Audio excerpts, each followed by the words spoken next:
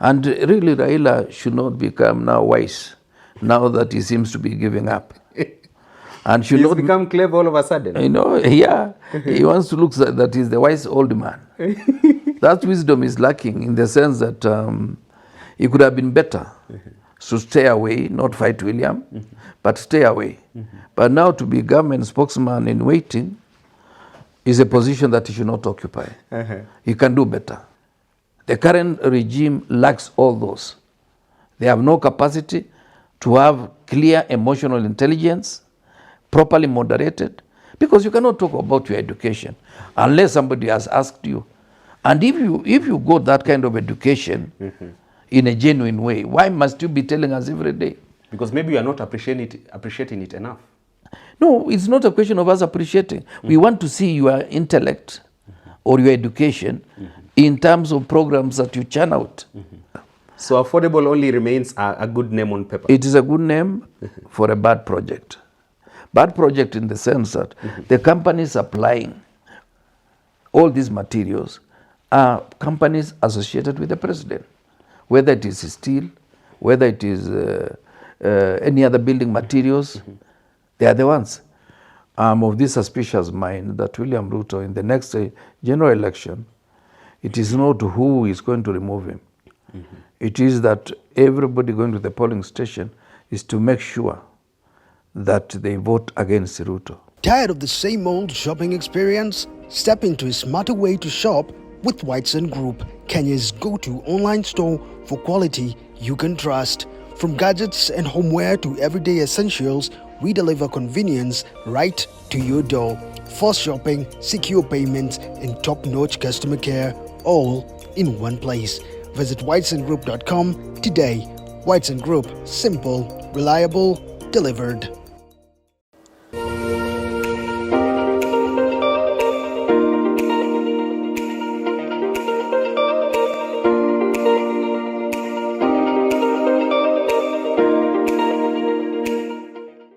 Great to have you on Richard Mwenja exclusive. It's such a privilege to have you on board once again. If it's Tuesday, you know the drill. I'm always in the phenomenal company of former Minister Kipruto Arap Kiro, a man who has served this nation in many capacities. He's had more than one prime in life. As MP for Cherangani for 20 years, CS Agriculture in Kibaki 1 government, went ahead to be part of Kenya's foreign envoy. And today he sits across this table as a renowned thought leader, opinion shaper, and as a senior citizen. Waziri, yep. How are you doing today? Very well. I thank God for it. Yes. Fantastic. And I'm happy to have an opportunity again to share our thoughts, our frustrations, and aspirations with the rest of the viewers. Yeah. It makes sense. Waziri, maybe our starting point for today's conversation should be the many delegations trooping to State House, Nairobi. And the president believes that he's hosting these delegations to look at what's happening in the country, to forge a way forward that's going to deliver the best for Kenyans. But let's have one case in point. Over 10,000 teachers trooped to State House the other day. The president says they were negotiating about the reforms needed in the education sector. Therein, we saw facilitation fees of 10,000 Kenya shillings per head. Political pundits believe this is not really a strategy to look into issues bedeviling Kenya, rather a political strategy in preparation for 2027 general elections. From where you sit, Waziri, two things. Is it a political strategy? And number two, do you take concern with the millions being spent in hosting these delegations? It has been revealed that State House spends at least 200 million per day anytime they're having such delegations. What's your take on these two fronts? Well, first of all, it is very clear that the president is on campaign mode. But he realizes the ground is not as friendly as it was for him in the last general election, where you could make a lot of forays in many places and get good reception. So you have to bring what we call captive audience. Captive audience in the sense that, one, they know, they have the privilege of being to State House, and they know at the end of it, 10,000 shillings is not little money to ordinary Kenyans, especially those who are burdened with a lot of debt. From share, from housing levy, and of course personal expenses. The second issue is also 10,000 free money, and after lunch, which is also supposed to be free lunch, but as you have been told, in the annals of history, there's no free lunch. So it's a strategic move, and I don't condemn him. It's only that he should be more cautious. If this was his money, I would not mind. But if it is money from the coffers of the state of Kenya, then it is not good for him to make such overtures using our own money to bribe our own people with the hope that they will change their attitude. And I just wanted to advise him because whenever there are those delegations, I don't go there, but I get a lot of information that as they get out of the State House gates, they are already talking of one term. And many of them, even including some of the teachers who are in that particular delegation. When politics goes south, nothing can stop you from losing an election.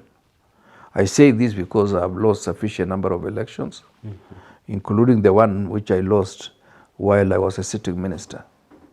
Because at times people reach a situation where they are not going to the polling station to vote for you or to vote for somebody else, but they are going there to vote out somebody. I'm of this suspicious mind that William Ruto, in the next general election, it is not who is going to remove him.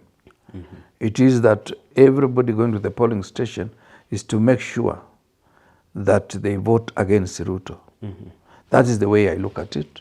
He may be lucky to come back, but the political landscape as of now is realigned against him.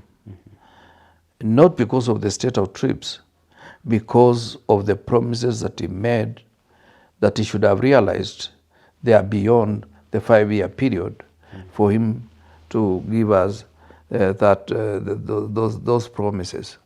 The second issue, which is also very important, is that he has overborrowed and therefore depreciated our money.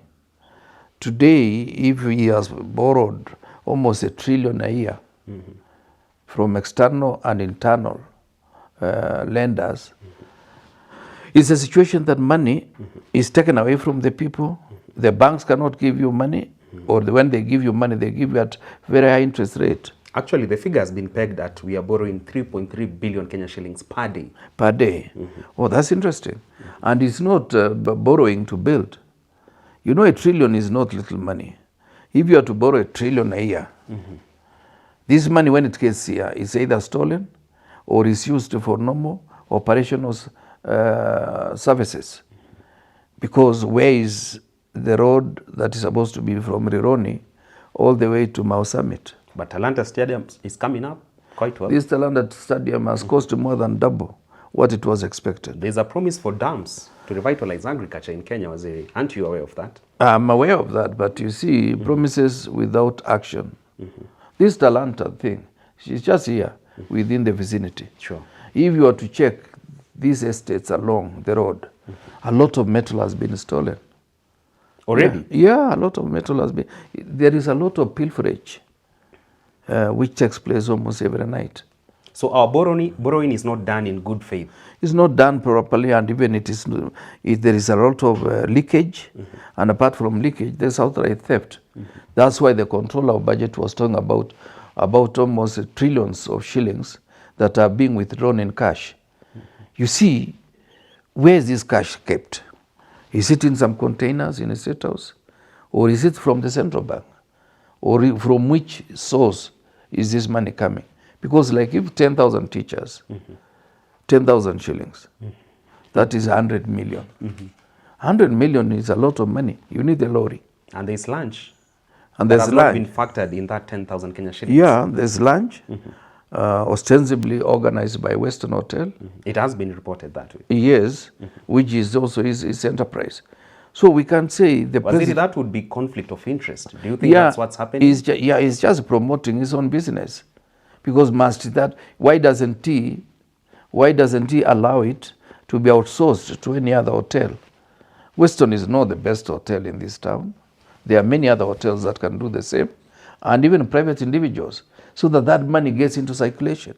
Because if you are to host and you are talking of a plate being about 2,500, that's 12.5 million shillings. If an ordinary Kenyan like you and I was to get half of that money, because some of it will go to the cost of, you would be so happy. Perhaps you may leave the station.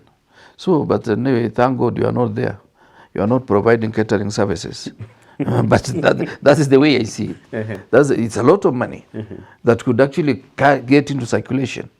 But you see, it's the same. The same person hosting, the same person giving money, whose source we don't know. Because even President Moi did not do that kind of outrageous reception of delegations. Possibly money then is still at a different value. You could, let's say, go as a big delegation. Eventually, you are given 100,000. You come and you share. Apart from transport, which they were using school buses, fueled by yourself, you end up with 1,000 shillings, which perhaps was good money at that time. But maybe the president is committed to make Kenyans have the feeling that State House is not a preserve for Kirwa or for CSS, people in that league.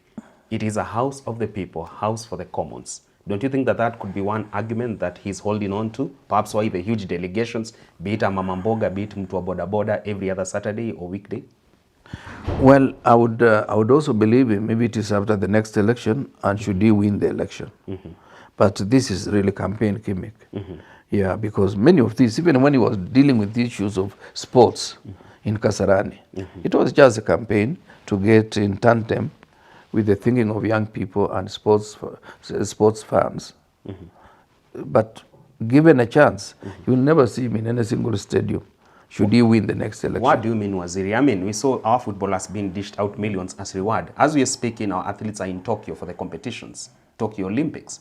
Don't you think that he's going to make that same gesture, reward them handsomely as he did for the Harambee Stars players? Well, this one may not receive a lot of attention, because after the sports they will come quietly. Well, it might host them. But what I always cry is that we should put it in policy, so that if you are a sports person, for everything that you win, for every medal you win, you are given certain amount of support and reward, and it is incorporated into some kind of pension scheme. Because there are many sportsmen and women who have done this country proud. The other day we were talking about Conchela. True. The other day we were talking about Tereng. But today, why are they out of the country? Because whatever they had here is not as rewarding for somebody to stay around. So these are some of the issues that we need to think holistically. But of course, this knee-jerk reaction that you are rewarding so and so, then tomorrow nobody is rewarding, and it does not have any history. Yeah, because you see, in leadership, history is very important. You must create some history that whenever you reach this threshold in terms of sports excellence, it's because it's still a talent. It's not that in class that the talented people go. Even in the fields, there are also many talented people. So let's reward every child according to their capacity and their talent. But put all that as policy. As policy. With clear continuity programs. Continuity programs and benchmarking, so that you don't give me 1 million today. Next year somebody gives me 500,000 for the same achievement. There must be standardization of everything. That's why even in terms of education examination, they say the National Examination Council shall ensure every child is given equal certification of what they do, assessment and certification of what they have achieved. Why?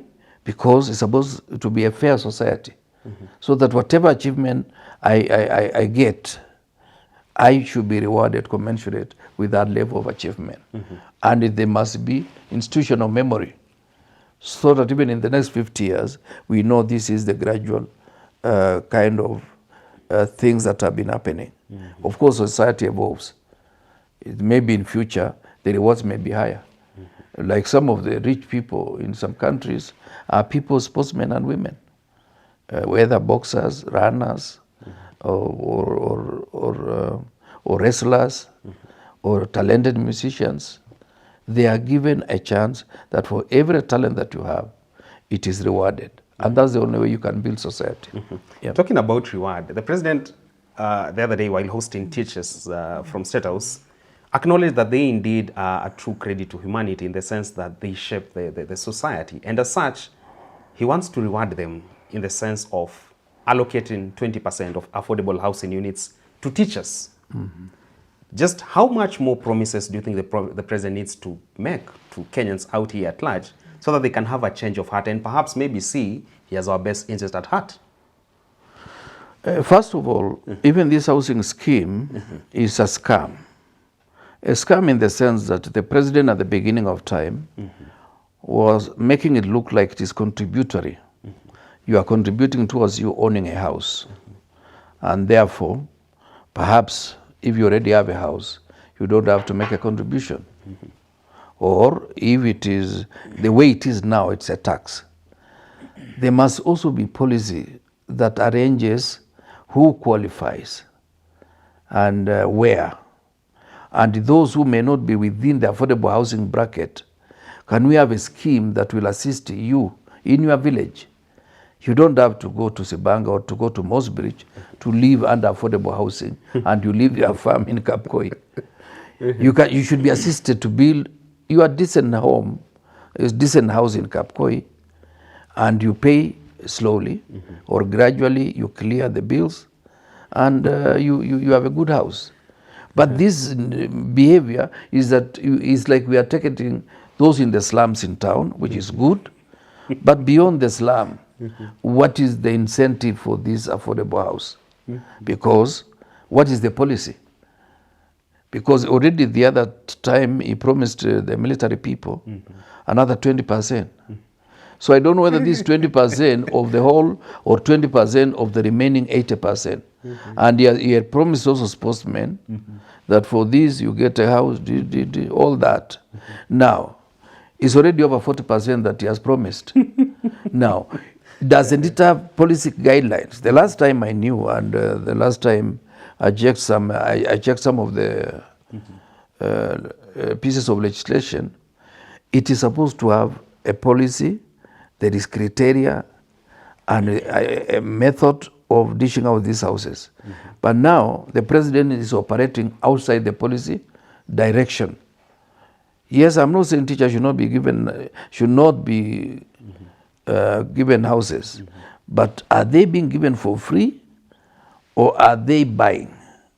And if they are buying, are they below the market price or are they buying almost above the market price? Because some of the affordable houses, we know they cost more than what private developers are selling their units at. And yet the land was not bought, it was public land. The money that is used was never solicited. The government just took away from the people, which means they never spend anything. What is this cost component that is making it more expensive than houses in the private sector? So affordable only remains a good name on paper. It is a good name for a bad project. Bad project in the sense that the companies supplying all these materials are companies associated with the president, whether it is steel, whether it is any other building materials, they are the ones.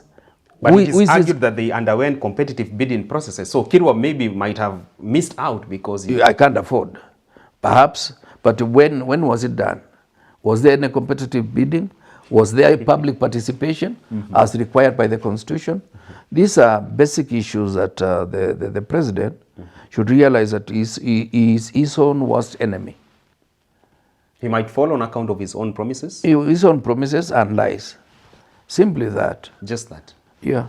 Someone seemingly is a skeptic of your argument regarding the president's scorecard so far, and that is Homa Bay Town Member of Parliament George Peter Kaluma, who believes that if we are to compare President Ruto with Kibaki and Uhuru, if you look at the first 3 years, because now we're talking about Ruto at 3, he just clocked 3 years in office the other week, he says Ruto is far much ahead of Uhuru and Kibaki combined during their first 3 years in office. You were there during Kibaki 1 tenure. Do you think this is the real reality of what was happening then? You see, you cannot have a selective sample without clear parameters. what is the comparison? Is it in terms of the rate of borrowing? Is it in terms of the rate of corruption? If it is corruption, they are doing very well. Yeah, because that is why they are displaying all these lagis. His How would you benchmark explain? is the state of the economy, that we are far much ahead economic-wise than we were during the first 3 years of Kibaki and Uhuru. But that was a different budget. What is the economic size now? What is the size of our economy today? What is the rate of borrowing? I don't have to be an economist to argue those parameters, but it is very clear that we borrow more than we are able to pay.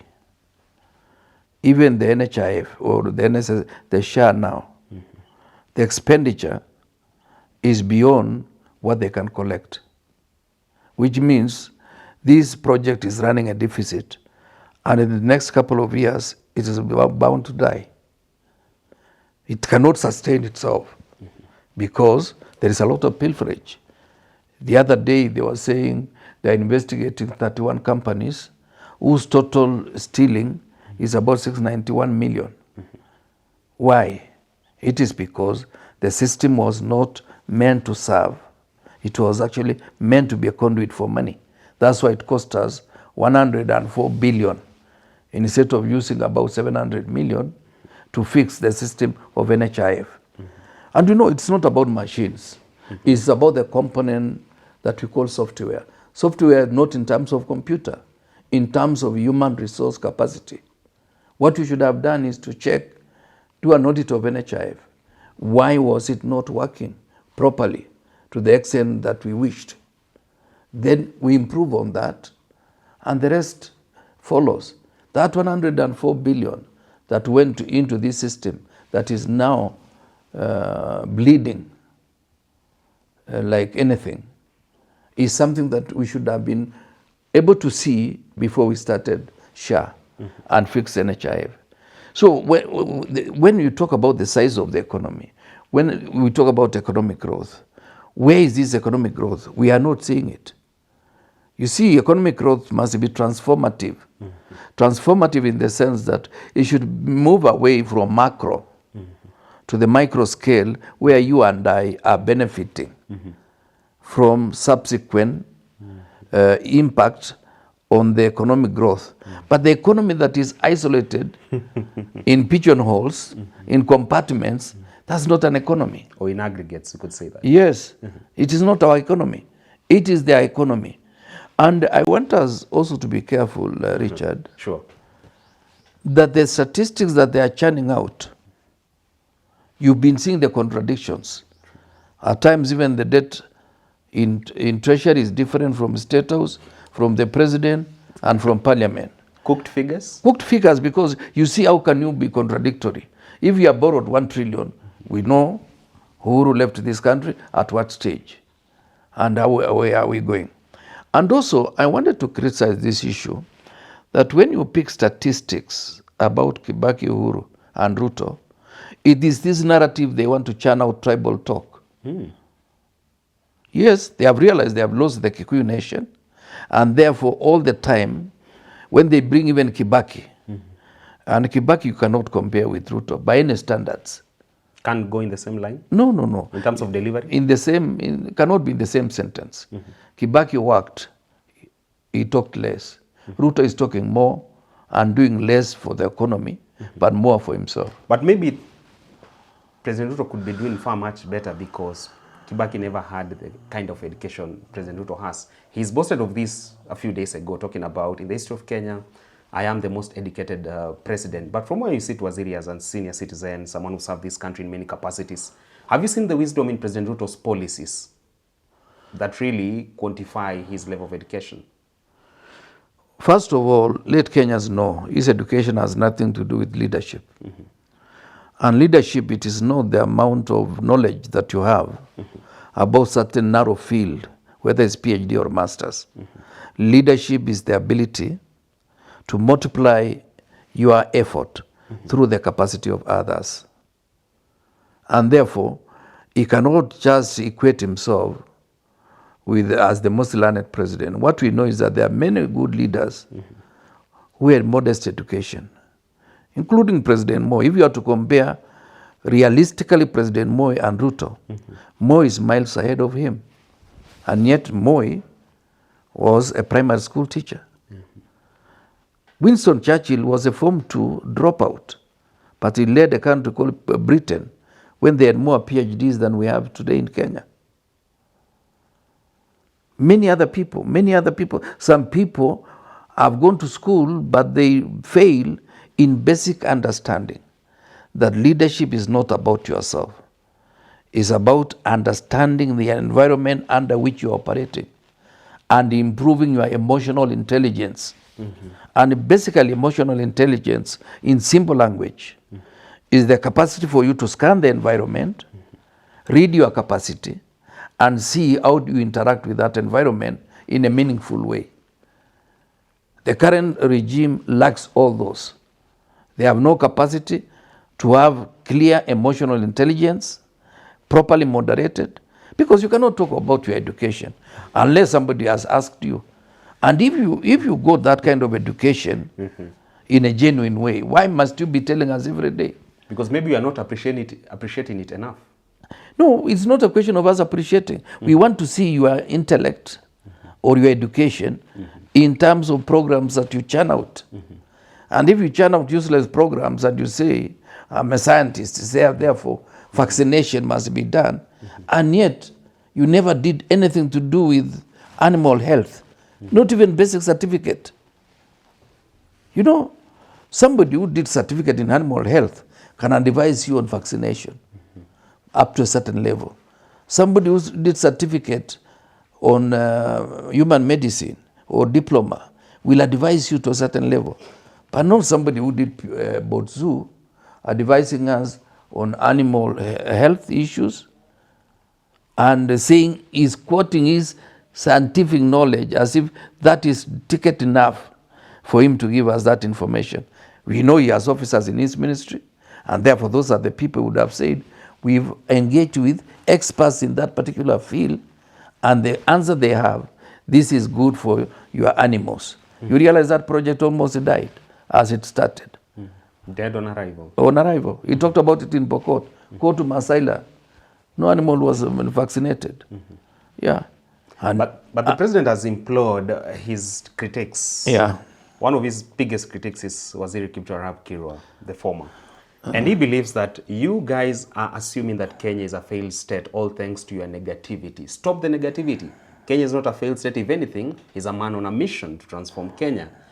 Do you think we are really punching way ahead of us when it comes to what the president terms spirit of negativity, the people possessed with talking bad about Kenya or painting it in bad light? Well, I wish he was talking about Kenya in a more positive way and also respecting our collective intelligence. He seems to have a feeling that if you are intelligent, why are you not the president? You know, you can crook yourself all the way to the presidency, but you'll be discovered. How many one term have we seen? Go to Botswana, go to West Africa, there are about 4 one-term presidents. Go to Zambia, go to Angola, go to most of these countries. People are now more impatient with people like him, who have the tendency of being micromanagers, know it all the time meddling with the affairs of the state, even when their presence is not required. So he has himself to blame. We do not have anything negative about Kenya. And I usually at times say, I wish I was not critical of him, but whatever he does annoys you. And you are forced to talk about it. And thanks, we have this forum to say as is. Yeah. If your sentiments are anything to go by, Waziri, do you think the situation that happened in Nepal could come our way?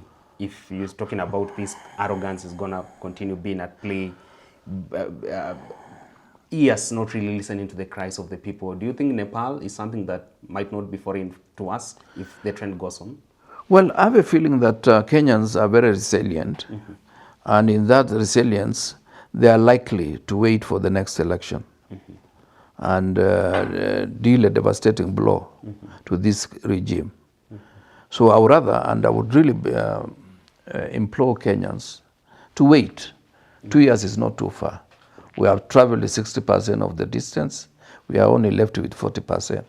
Let's complete the distance, give him a nice show him the way, so that we get somebody else. Yeah. Moving on swiftly, Waziri. Raila Odinga, ODM leader, has criticized the united opposition, which you are in, Kalonzo Musyoka and other principals like Rigathi Gachagua, for making the country be in a constant campaign mode. And he says development might not really come if we're going to politic every other day. Every other day, that's Raila Odinga for you.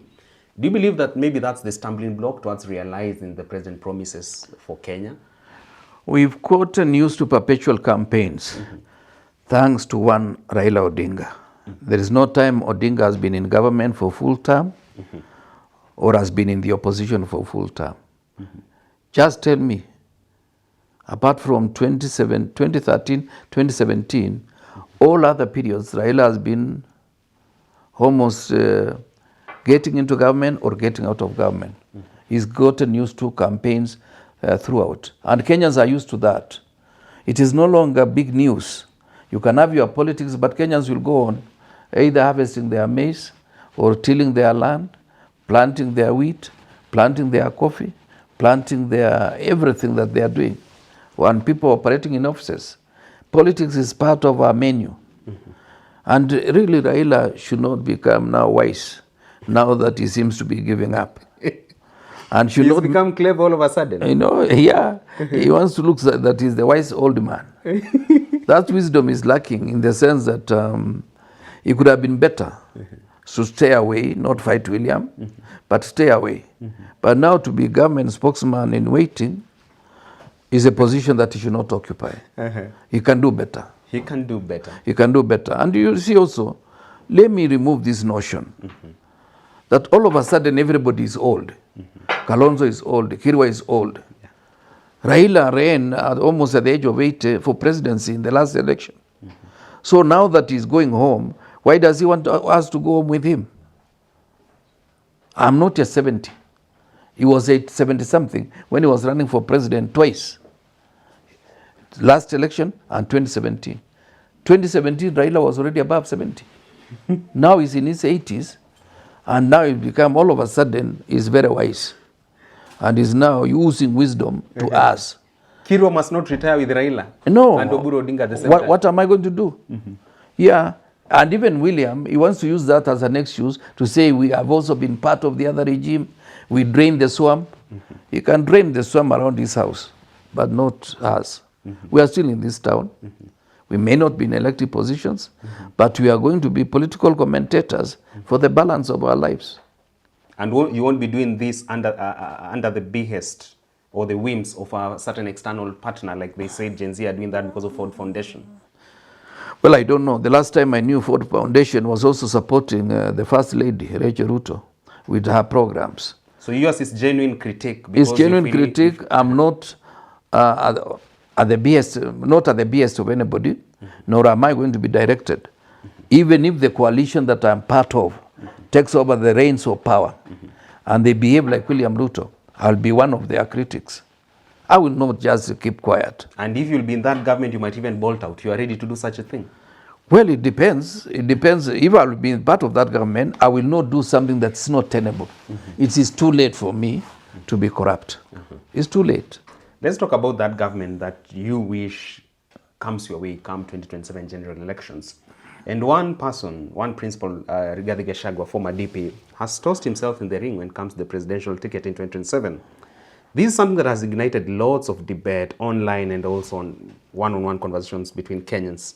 And they feel that that window was closed upon the resolution of the National Assembly during his impeachment. Well, legal minds argue that there are still other open doors constitutionally for Gachagua to tap into so that he can vie for that particular ticket. From where you sit, Waziri, do you think it's over and out for Rigathi Gachagua when it comes to vying for presidency? Well, first of all, he has a right as a Kenyan to vie for any position.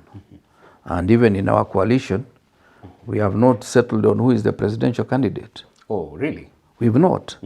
And if we've not, he can present himself. The other leaders have said, Kalonzo has said, Eugene Wamalwa has said. Isn't that a show of a disjointed opposition? Far from it.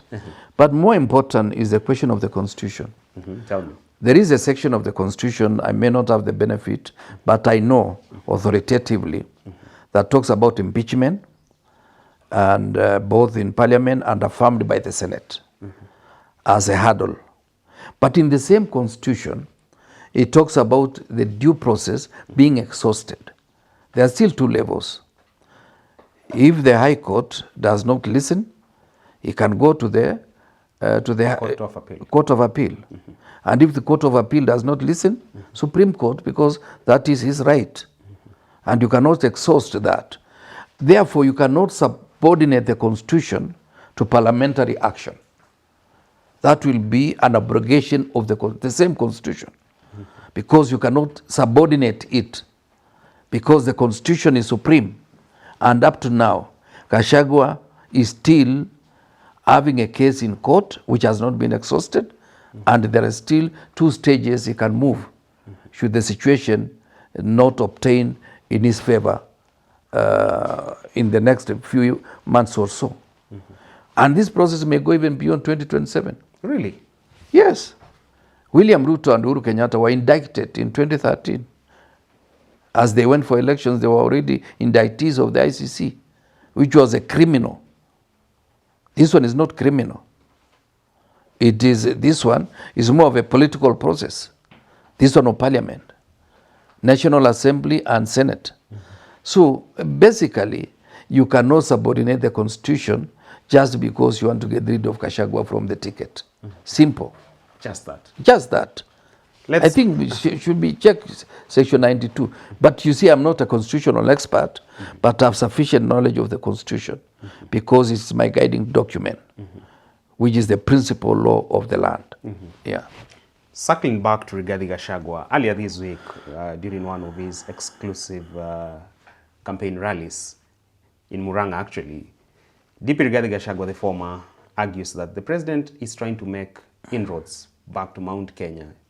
And he's doing this through fronting Ndindi Nyoro, Kiaru Member of Parliament, to run for the presidency in 2027, just so to scatter the Mount Kenya votes, to make sure that, much as he might not get most of them, looking at the lay of the land so far, at least some will go to Kiaru Member of Parliament Ndindi Nyoro, and further emasculate the influence of Rigathi Gachagua during that particular vote. Do you think really Kiaru Member of Parliament Ndindi Nyoro is a project of President William Ruto as Gachagua opens? Well, there is really a lot of discussion. Personally, I would be very shy to cast any aspersion on anybody or doubt, because I have not had the benefit of consulting with the former deputy president. So because I have not had that benefit, I would rather we leave it at that particular level as media talk. When the situation burns out, we'll be able to see how best to deal with the situation at that time. I'm sure Ndindi Nyoro is wise enough to realize that such a move might destroy his future. He's a young man, and if he moves in that particular direction, he's been read the way people say, I can read your intentions from 18. So it will be foolhardy for him to do anything that can salvage Ruto. Yeah, Kenyans will not forgive him. Yeah. Almost finally, let's talk about now alternative leadership in Kenya. And one SG for Kotu, Francis Atwoli, has opined that Kenya does not need young leaders. If anything, if you look at countries, nations like US or even Italy, they're being led by old guards. And he believes that it is better when you have old guards as your leaders, and you, the young leaders, as subordinates to them, so that you enjoy the best counsel, wisdom as you navigate the path towards the future. What do you make of this reservation from Francis Atwoli? Is Kenya not ripe for young leaders, Waziri? Or the question should not be about young, but rather the character of the leader? Well, that is right. That is about character of the person. But I believe society, like a country, must also have a blend of the old and the young. And I usually draw my experience from Jomo Kenyatta. He was above 70. I think it could have been 1963, it could have been about 73, 74. But he himself populated his cabinet with very young people, where the average age could have been under 50. Today, even in the current regime, the average age, if you are to check, could be about 58. This therefore means it's not about young leadership. It is about effective leadership. Leadership that listens. And what we've been doing in our formation is to make sure that we build a team of leaders, not an individual to become our leader. A team of leaders so that whoever is picked is first among equals and also is a respecter of people, a respecter of professions, a respecter of character, and somebody who will take back the government to the people. Because we are keen on restoring confidence that Kenyans had in government. In those days, if you are doing a government job, you could go to the bank, use your pay slip, and people will trust that you'll afford the payment of whatever you've taken. Those days when you are a government officer, you will be given respect even in a marketplace. Today, any government official is suspected as a thief in waiting. Really? That is the way it is.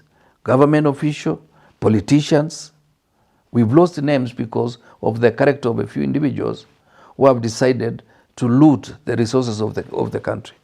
People assume a civil servant is wearing a tie, not to go to work, but to go and steal? To go and perpetuate corruption. Which government office can you go today without being asked to give something for a service that could have been given to you for free? Come on, Waziri. Have we institutionalized corruption to that level? It seems it has become the commonplace. If you are to get government service without giving out something, then that must be a very good officer. And they are not in big numbers. Even things as simple as a passport IDs, you mean? Birth certificate for your child? Those things are happening.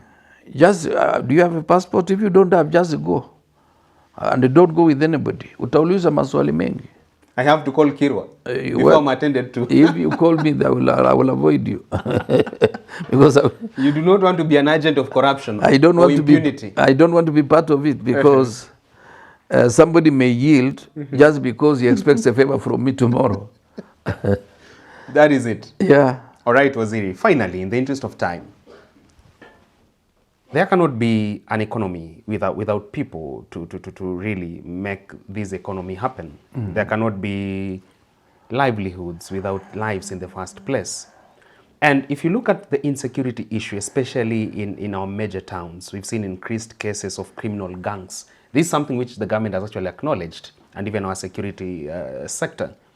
People marked by the day in Nairobi city. When you go to outside towns like Nakuru, border riders, some of them have turned that sector into a reserve for criminal gangs, terrorizing people, killing and mugging and robbery and all that. My point is, Waziri, are you worried that maybe you are now losing our country to these organized criminal gangs, some of which you've argued before are enjoying the immunity of the state? If the case of police walking side by side with goons during Gen Z protests is anything to go by, what are your reservations about the state of insecurity in Kenya right now? I'm as worried as any other Kenyan because I don't have extra security. My security is the normal security that you and I enjoy in that public space.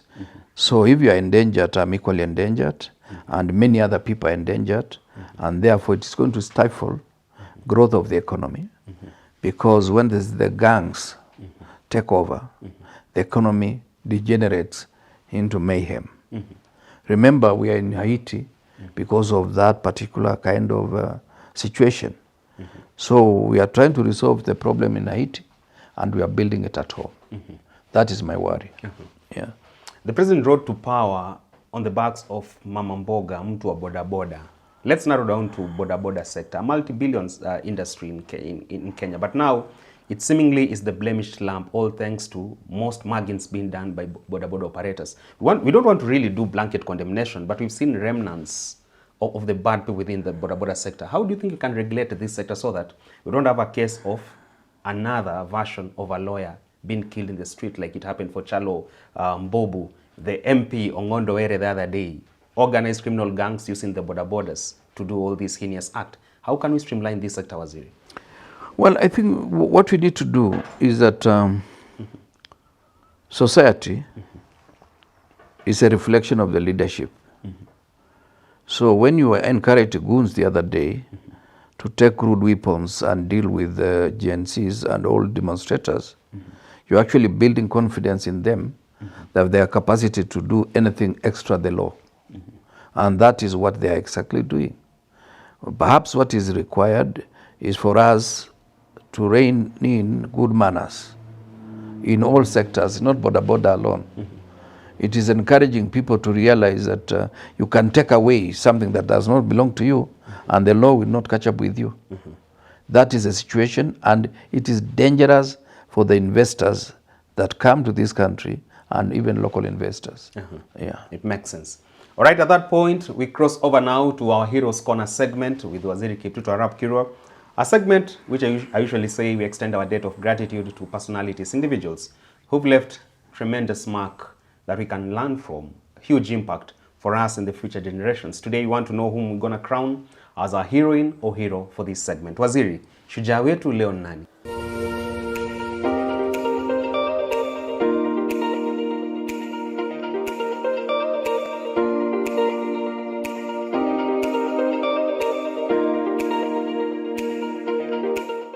Shujaa wetu ni msichana mmoja ambaye alikuwa anaitwa Petticoat Princess. Petticoat Princess? Yes, born 1958 in Trans Nzoia County. Where you come from? Where I come from, but I didn't meet her, although we might have been in school together, because when she ran in 1973, barefoot. Well, Barefoot? Yes, with a green petticoat. That was a sports gear. It was one of the national athletics concerns that were done in Kericho. Subsequently, she graduated to go to the Commonwealth Games, and she won a medal, and subsequently even the Olympics.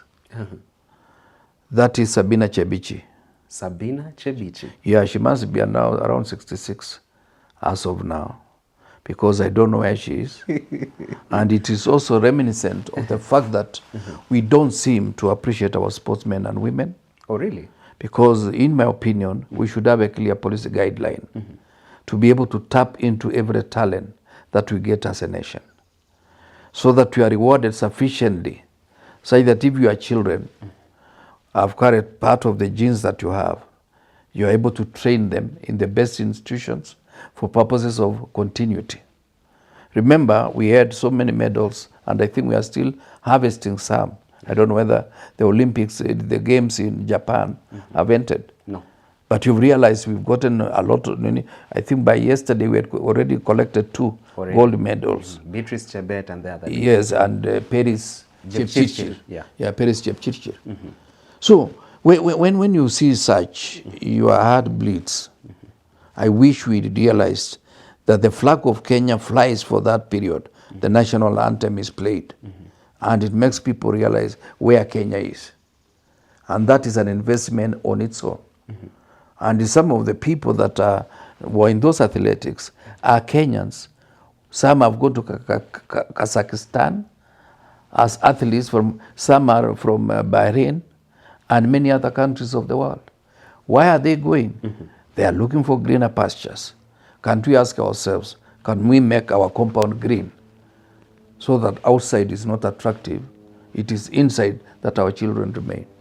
By having clear policy and having clear reward system that is blindfolded. Not because Chebichi comes from my community, but because she won us gold. The other day it was Obiri. Yeah. Helen Obiri? Helen Obiri. From KDF. Yes. The other day it was Wanjiru, the young man, Samuel Wanjiru, the young man who passed on in Nyandarua. There was Ngugi. There was Julius Kariuki. There was also another somebody. There was, of course, Paul Ereng. And I must remind you, Julius Kariuki is from Moisbridge. Yes, he's from up there. I meet him so often. Yes, you can imagine. And I'm sure he does not have any pension. Clearly. Yeah, but say hi to him next time you see him. Yeah, because those are heroes. They have done more than an ambassador can do in Japan. Because our flag has been flown. the whole world seeing there is a flag of Kenya. That is publicity beyond. It's not like the 27 billion or million that we are paying some Americans to talk good of us in America. Public relations count, Waziri. You know, but you know public relations when your name is bad. You think America is no Kasongo. At times I've been seeing some artificial intelligence, Trump telling Kasongo to reduce the level of corruption. PR can't sanitize corruption? It can't sanitize. You see, you need to have a good name. And a good name you can destroy one day, but it takes a period to build it. You see, like in the run-up to the last general election, William Ruto had built a nice reputation that is for the downtrodden. But we did not know that he was coming to sit on us and step on our backs. You are to be carried to the future using the wheelbarrow. But he was. Where did the fuel go? No, I realized it was that wheelbarrow did not have good. There was a missing leg. So I ran away on the eve of elections, and I'm still away. Do you regret? I don't regret bolting out at at the all. 11th hour when by now you could maybe be the Attorney General? No. I'm not a lawyer, so I cannot be Attorney General. And even if I was given a free job today, I will not take it. Yeah, you cannot just partake in whatever you see is a sorry state of affairs. Yeah. Not even should Raila be sent to talk to you now that he's part of the broad-based government, and Raila is your close ally? He's not my ally. He's just he's somebody I know, and he knows me. Oh. And when we meet, we say hi. And it ends at that. We look for time, we'll talk. I'll give you a call. Yeah. But let's circle back a bit when it comes to investing in our sports women and men. Yeah. So the investment has to go beyond Kamarini Stadium. That is not enough. It has to go beyond. That is a facility. But we have to invest in the talent so that the talent grows organically from within. We still got these people with the potential to run, for all kinds of games. But my take is that we do not have to diversify so much. We just have to concentrate on the talent that we have. Yeah. All right. That point takes us to the wrap of today's conversation, discussing a raft of issues in the world of politics and governance. We're actually shooting this edition at a time when we're celebrating Waziri Kiro's 68 years of existence in this God-given earth, born 1957. 57 September 18th September. Yes. And now your birthday is coming up on Thursday, but anyway, this is your birthday week still. Yes. One of my friends... I'll take this tea. You'll take this tea. But we have something better for you, something more nicer. All thanks to my friend, Chef Noor, from Cakes by Al Noor. And I present to you one of our gifts here. Oh, wonderful. This is from my friend called Noor. Oh, wonderful. And I don't know if Lavender can zoom in. So there are two sets of gifts here for you. You've always believed in the Gen Z movement. Yes. And you've always said Gen Z is not about the age, rather the state of mind. State of mind. And you've greatly associated with us, the Gen Z. Yes. Last year, even this year, you are missing in the streets. I never saw you there. You never I want this cake. Let me start with the flag. The gifts are mine. They are yet to be yours. Yeah. But they'll be yours in a second. Yeah. So this is your first gift. Yeah, thank you. I felt like we need you. Yeah. Some day later, should we go to the streets, or even when you are protesting from our homes? Yes. This represents the spirit of the Gen Z. Thank you. And it's our national flag. Our national flag. Wear it when you can, carry it around when you can. Yes. Or preserve it somewhere in your cabinet. And you know, for those who don't know, black is at the top, green at the bottom. In between is red, interspersed with white. And then this ngao. Yeah. Ngao is a very interesting. Yeah. Thank you so much. I really want to appreciate this. Although I'm still looking at the cake, but I want to appreciate this. Now, thank you. Let's now cross over to the cake. Yeah. You love good things in life and you love sweet things in life. I can attest to that. So here is a cake. I would probably request you to read the inscription therein. Yes, Honorable Kipruto Arap Kirwa, Ongera at 68. All right. Thank you. Yeah. Yeah, thank you, whoever did it. Yeah, this is really a blessing. Contact the chef via the number 0704-816-717. 0704-816-717. Cakes by Al Noor. We thank you so much for tuning in, being with us every single week. Since Waziri joined us on the channel 2 years ago, this November we shall be celebrating 2 years of wonderful work.